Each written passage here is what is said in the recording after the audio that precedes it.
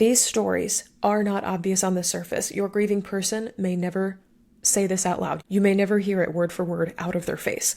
But if you listen closely to how your griever talks about their life, you will hear echoes of these three stories. I'm crazy, I'm alone, my life will be like this forever, in every conversation you have about their loss.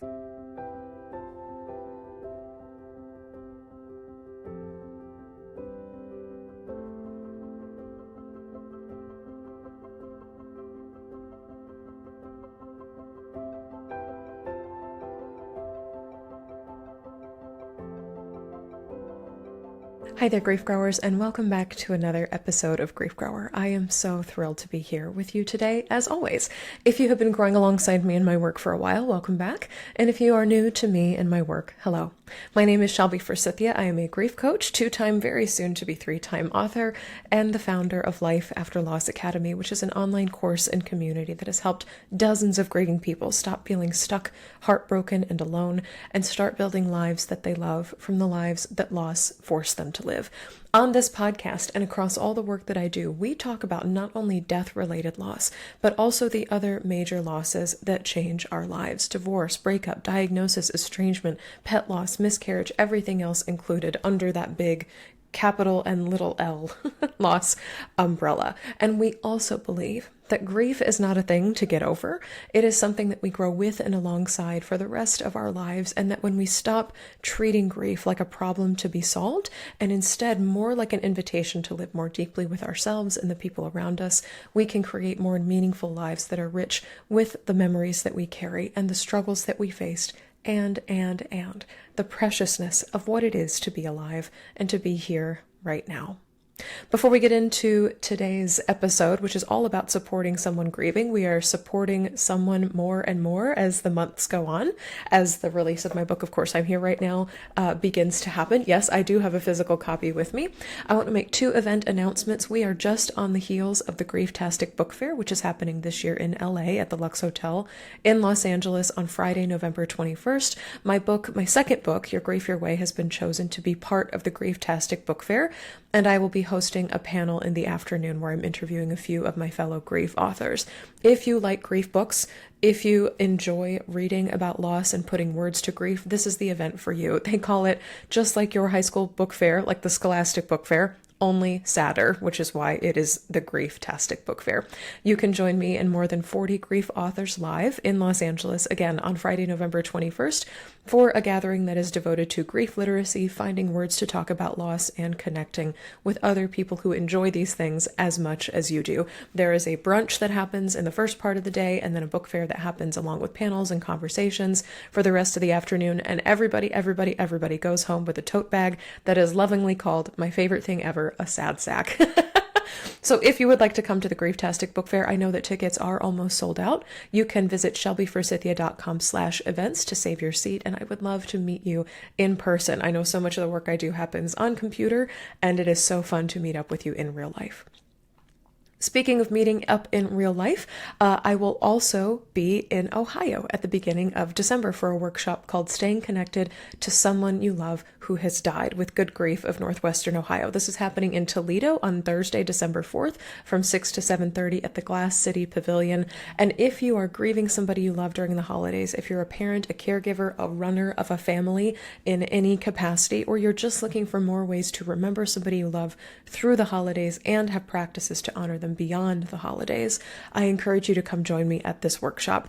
It is all about how to use your five senses to honor and commemorate somebody you love, and to use those five senses sort of as miniature doorways into traditions you can start or continue from a loved one, memories that you can make with family, ways that you can ask people in your life who've said, let me know if there's anything I can do to help and support you, and to also sort of weave memories of your person into the holidays so it feels like they're not forgotten as the season goes on. So when you come, you will learn how to, again, use your five senses to call forward memories of loved ones, how to involve kids, teens, family members in creating positive grief-related traditions that can happen year after year, what to do if painful memories of a loved one overshadow maybe some more of your happy ones, and how to tailor holiday traditions based on your energy levels, like whether it's a low energy year and you're staying at home, or it's a high energy year and you have to travel across multiple families, perhaps multiple states, or countries. And again, that's happening in Toledo, Ohio on Thursday, December 4th. And you can find tickets once again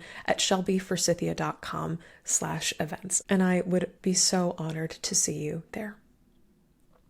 Okay, for today's episode, we are continuing the Supporting Someone series in honor of my third book. Of course, I'm Here Right Now's debut into the world in March of next year. So once a month, I am doing some sort of podcast episode on how to support someone who is grieving.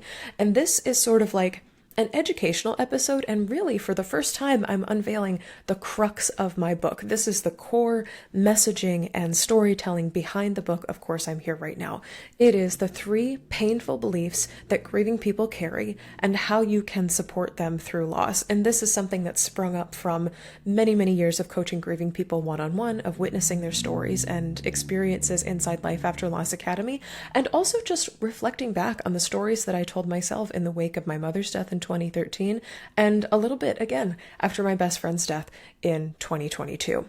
And the reason I want to share this with you today is you are probably supporting somebody who is grieving through the holidays, and I want you to be able to have tools and scripts and language and words to do just that without toxic positivity or just get over it, which I know you're not that kind of person because you're listening to this show, but a lot of other people are, or just saying nothing at all. I think a lot of people are afraid to say the wrong thing, and so they say nothing at all.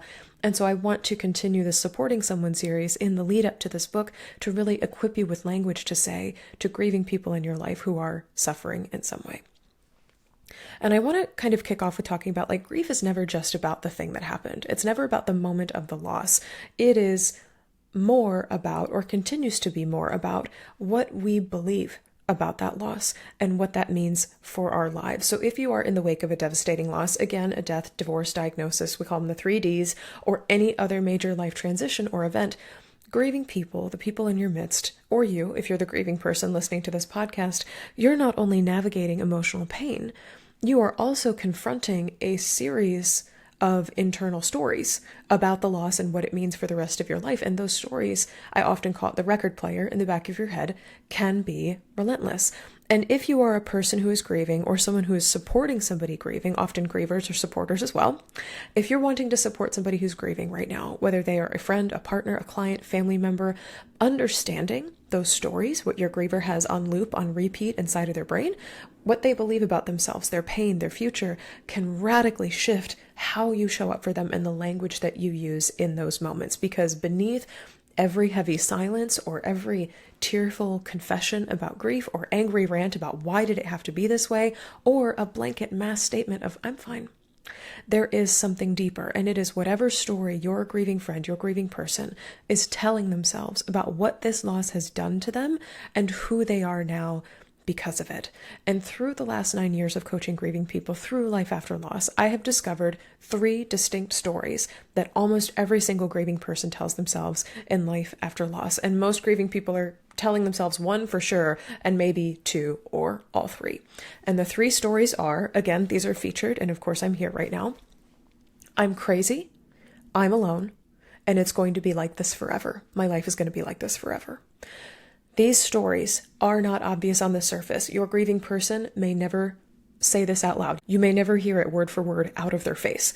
But if you listen closely to how your griever talks about their life, you will hear echoes of these 3 stories. I'm crazy, I'm alone, my life will be like this forever, in every conversation you have about their loss. And this is what happened to me. And as soon as I detected the pattern, I was like, oh, there's something here.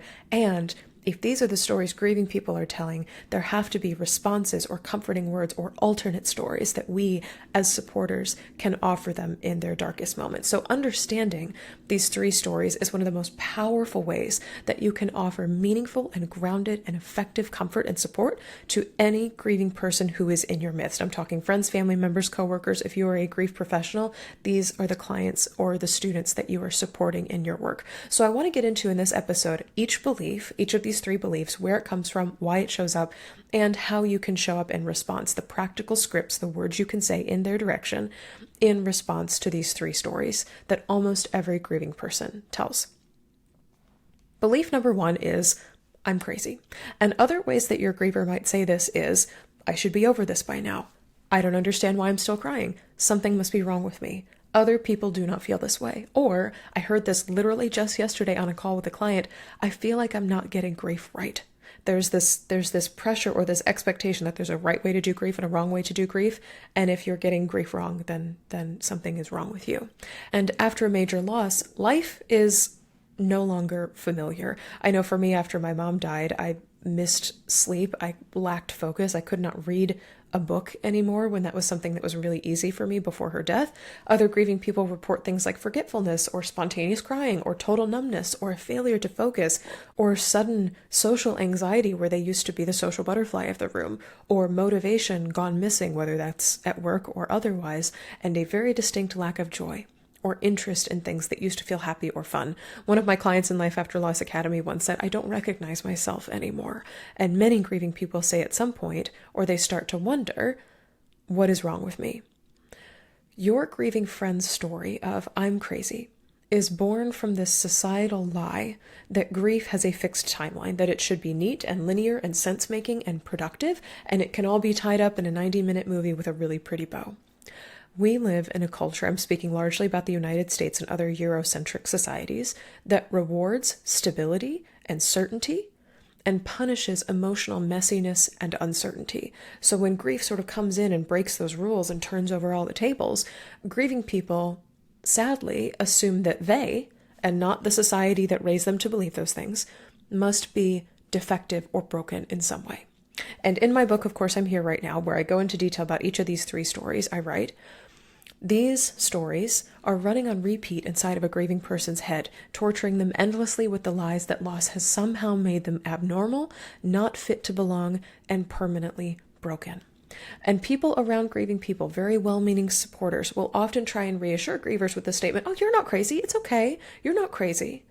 But here's the thing, when you contradict a grieving person's story, those words clash with the story that they are already believing inside of their mind.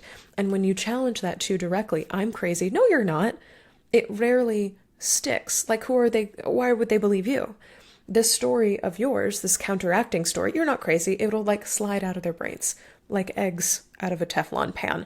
It's kind of like if somebody, if you're having an experience of, it's really windy outside, and somebody says, no, it's not. And you're like, I can't believe that because that's not the experience I'm seeing. That's not the experience that I'm having. And so when a grieving person genuinely believes I'm crazy, your contradiction of no, you're not crazy, does not land, or it's not able to be absorbed by their minds because that's not the lived experience that they're having. So the alternative to I'm crazy, the first phrase in my framework of Course I'm Here Right Now, is validation without contradiction. No, you're not.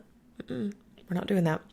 So instead of trying to talk your griever out of their feelings, try reflecting their exact feelings in a more gentle way, using the phrase of course or similar phrases. Of course this is hard. It makes sense that you're feeling this way. I can see how you got there.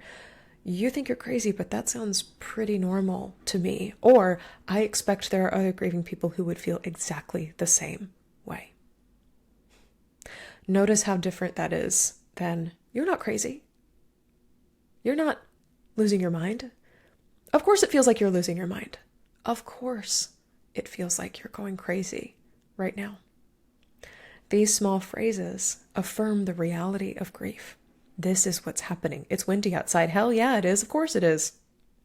Without requiring your grieving person to explain or defend or even erase the fact that they are in pain.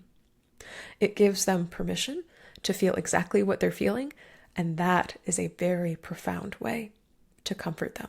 Comfort by way of the phrase, of course. Okay, let's get to belief number 2. I'm alone. Grieving people who tell this story say things like, nobody gets it. I don't want to talk about it anymore. Everyone has moved on without me. That's a big one. I don't belong anywhere now. I used to have a home. I now belong nowhere. And nobody remembers that I'm grieving. Your grieving friend's story of I'm alone is constructed from tons and tons of tiny interactions, things like forgotten grief anniversaries, or someone changing the subject as soon as they bring up their loss, or being told that they need to just get over it. And that reinforces the narrative that they, your grieving person, needs to deal with their loss alone. And in Of Course I'm Here Right Now, I describe these moments as micro traumas. Quote, teeny tiny emotional wounds add up. Subtly hurtful experiences accumulate over time and can eventually change the way we see ourselves as humans, measure how safe we are in the world, and connect to our sense of well-being.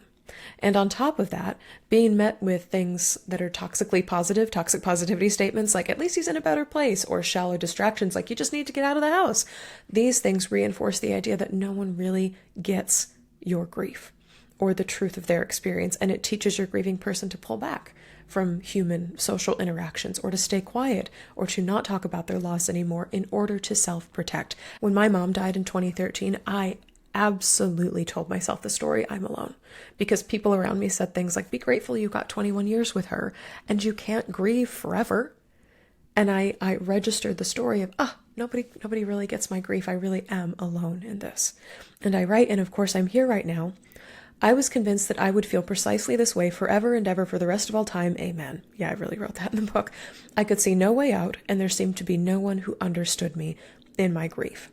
When you try to fix or cheer up or reframe your griever's grief, you risk pushing them further into isolation. But when you simply stay by their side in the awfulness of loss, you interrupt the story of I'm alone with the story of I'm here. And this could sound like any one of these statements. Offer them to your grieving friend. I haven't forgotten that you're grieving, and then insert loss here. So I haven't forgotten that you're grieving your mom. Or I haven't forgotten that you're enduring a cancer diagnosis right now or treatment. I haven't forgotten that you're mourning your marriage as the holidays approach. Make it very specific to their loss. You could say something like, you have lost so much. You will not lose me. Or, I'll keep checking in with you. No need to reply. And then follow up. Keep checking in. Schedule it in your calendar. Whatever you need to do to keep checking in, whether it's once a week, once a month, any frequency that works for you and the person who is grieving. These phrases, even if they seem like nothing to you or seem very, very small to you, are a gift to grievers who feel alone, because they are reminders that someone else in their orbit, you, gives a shit about the fact that they're grieving. They do not erase the darkness of loss, because you do not have that power. I do not have that power. But they do offer someone holding a second light inside of it. Your griever has their own tiny light in the darkness that is flickering and dangerously low. But for you to step alongside them and say like, hey, I see that you're grieving too. I haven't forgotten that.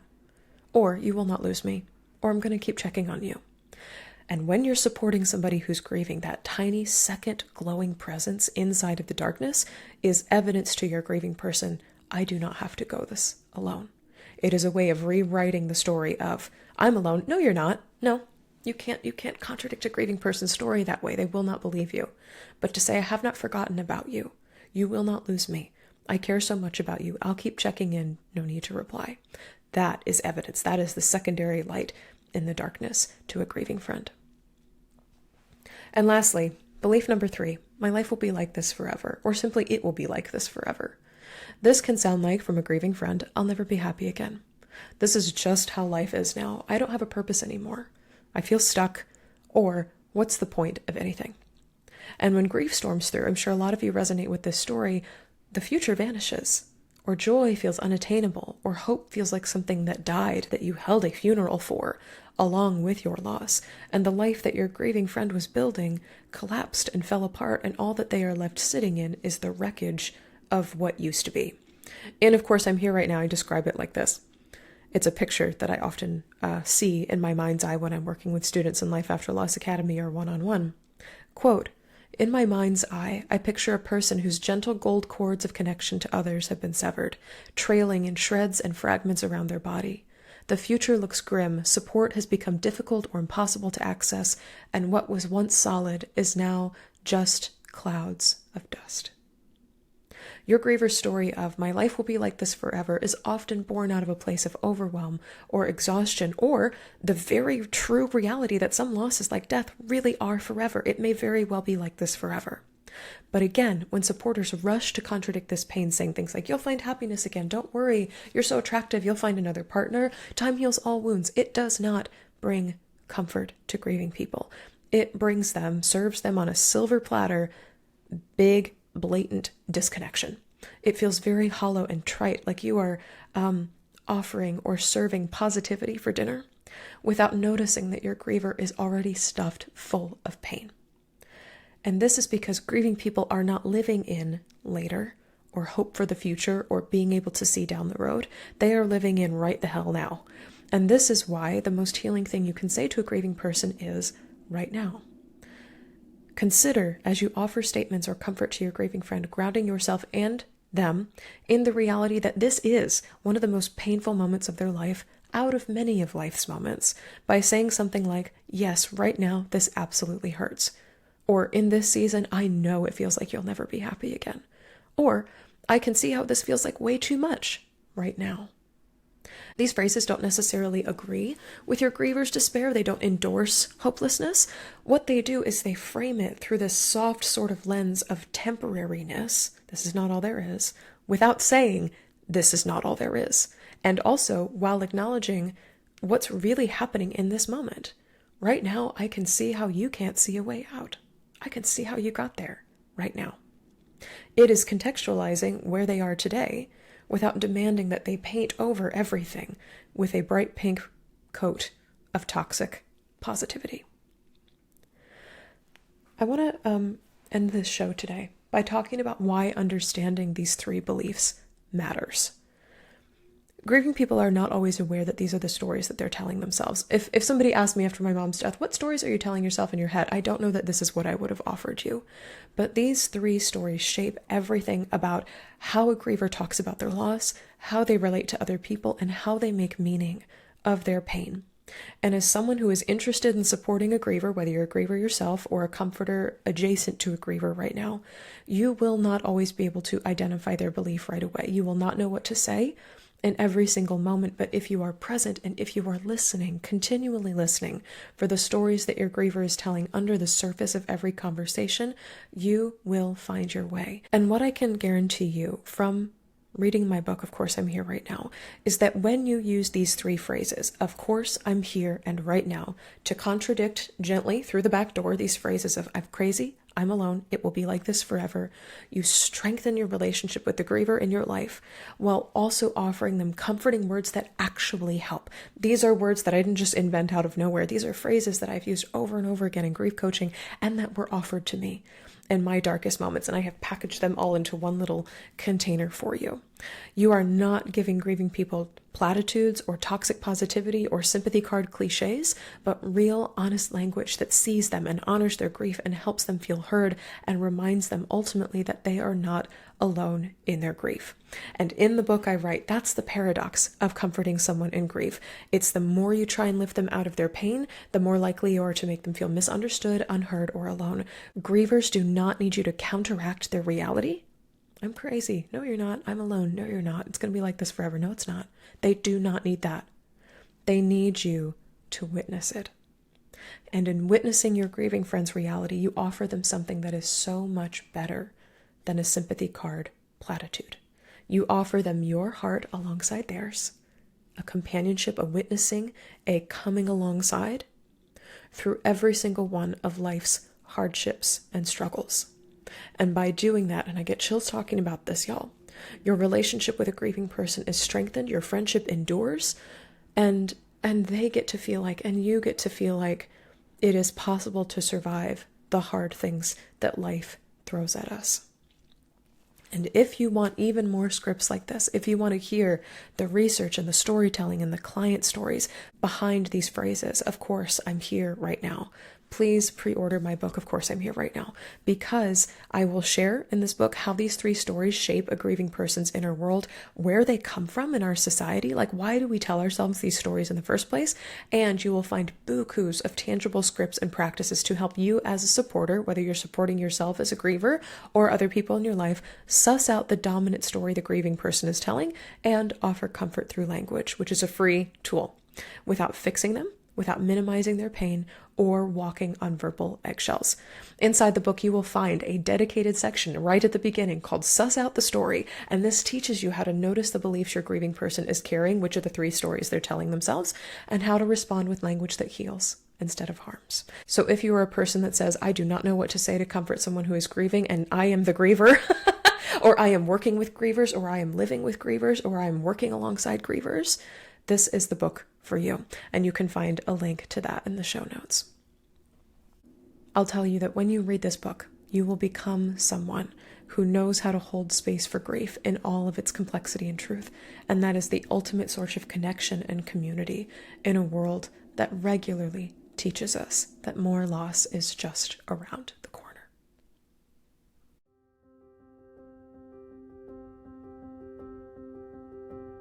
That's all for this episode of Grief Grower. Thank you so very much for joining me today. If you're looking for grief support beyond this show, you can find free workshops, blog articles, and my signature What's Your Grief Support Style quiz at shelbyforsythia.com/links. And if you'd like to get support from me for your unique loss experience, you can join us inside Life After Loss Academy, which is my online course and community. As a student, I'll walk you through my 5-step grief framework, GRIEF, for rebuilding after loss, and you can get live coaching from me every single week to answer your questions. Replays are always available if you can't attend live. It's just $33 a month to join, or $22 a month if you're a marginalized or financially stressed griever, and you can cancel at any time. If this podcast felt validating, comforting, educational, or otherwise helpful to you as you support someone in grief, please subscribe and leave a review on Apple Podcasts or Spotify, and be sure to share Grief Grower with a friend, because you never know what someone you love is going through. Grief Grower is hosted by me, Shelby Forsythia, with music by Addie Goldstein. Until next time, Grief Growers, I see you. I am so freaking proud of you and the work that you're doing in the world, and I love you, because even through grief, we are growing.